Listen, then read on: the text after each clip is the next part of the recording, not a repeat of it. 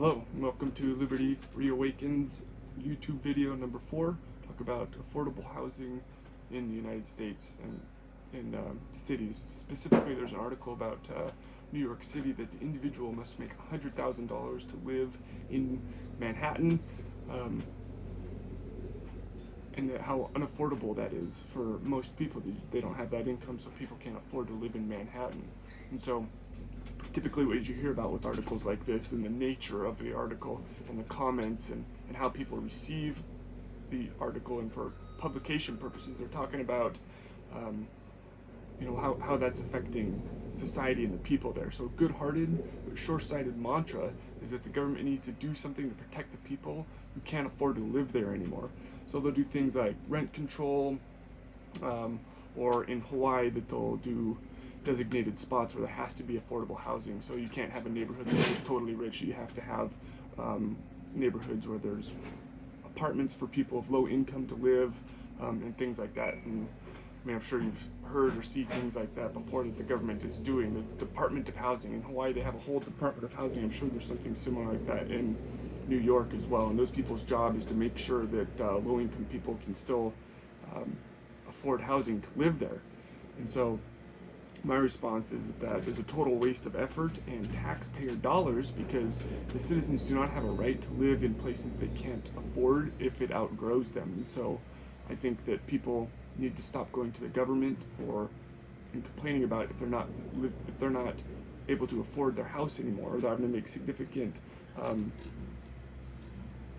sacrifices to be able to afford to live there. And so when things like that happen, if rent comes out just too much and people have to travel far and they're moving away, and then those low-income jobs will be able to be paid more instead of having to then have expensive housing, and then you also have a minimum wage requirements, and then the whole thing just becomes this government burden where they're inefficiently doing the system. The government doesn't do things efficiently, so to rely on them to do things like fix the housing situation or to do minimum wage, that is taking away from the efficiency of capitalism, laissez-faire capitalism, and it's cost money, and then it ultimately slows down progress and slows down the increase in the standard of living. So ultimately you have the responsibility to provide for yourself and your family. And so it's immature and childish to throw a tizzy fit when everyone around you is becoming wealthy, and they can afford all these great places and your rent is going up. That's not the government's fault to come in and fix, and it's not their responsibility to fix. And if you haven't been succeeding, or there's a place that's got great jobs but you can't afford to live there, then there's nothing that the government should do to have that responsibility. Society doesn't owe you anything if you can't afford to live in a nice place, because you haven't learned the skills or you haven't saved up the money to live in that neighborhood. So it's not to place that burden on the government is a waste of resources. And so what you should be doing is to rely on yourself and your family to get to a situation where you can succeed. So if Manhattan is becoming too expensive, then you go to one of the suburbs and you find a nice place there where you can have more land and you can have the resources you need to succeed, to whether it's attend education or to get a job that you can learn valuable skills or something. But if the main part of your effort is to pay just to pay for your housing, and that's where all your budget's going, and you can't afford other things, well, that's a sacrifice that you're making yourself.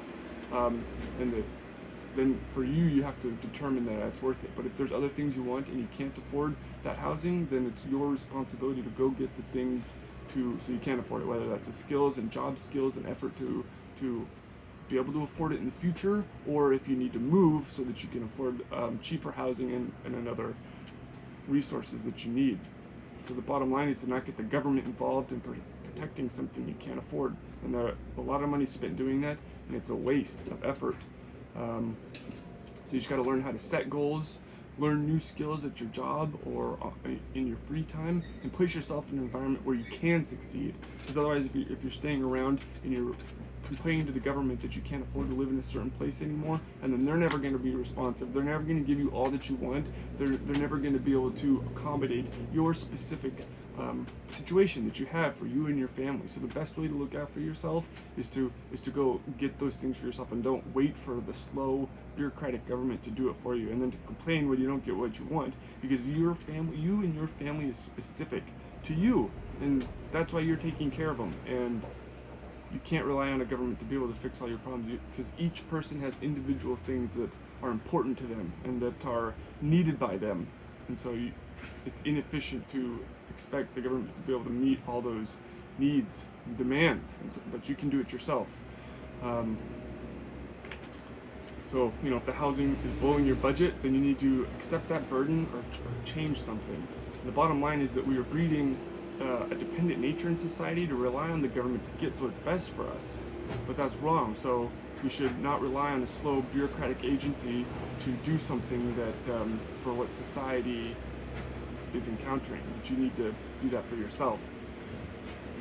And so the American spirit is that you can go out and carve a piece for yourself. That you're going to head out west and you're going to go find that gold mine. You're going to work your ass off and do what you need to do to be able to afford the things that you want.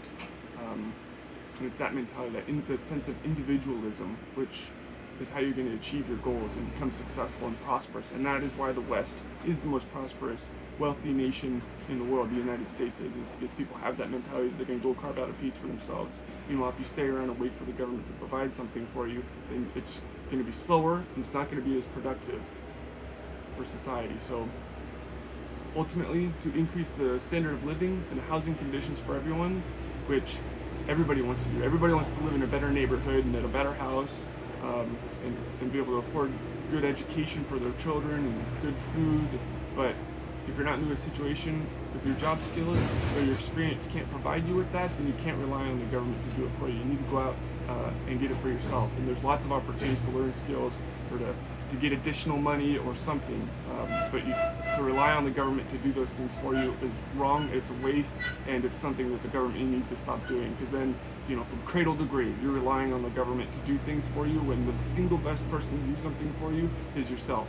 So that's the libertarian thought. That's the sense of individualism, the American spirit, and going out and carving a piece for yourself. And so that's why these cost of rent videos or articles that come out drive me crazy, because you don't have a right to live anywhere. You have a right to be treated fairly and to go get a job and to not have anything done against you to stop you from living a happy, healthy life. But everything else you have to go get for yourself. And so if you have your family in a situation that you can't afford, then you need to make the choices for whether it's worth it or not. So that's the libertarian perspective. Everybody wants to raise the standard of living. You can use your money more efficiently if you move to a spot that better fits your budget, and we should not be going to the government for help in living in places that we can't afford. So those are my thoughts on affordable housing. Thanks.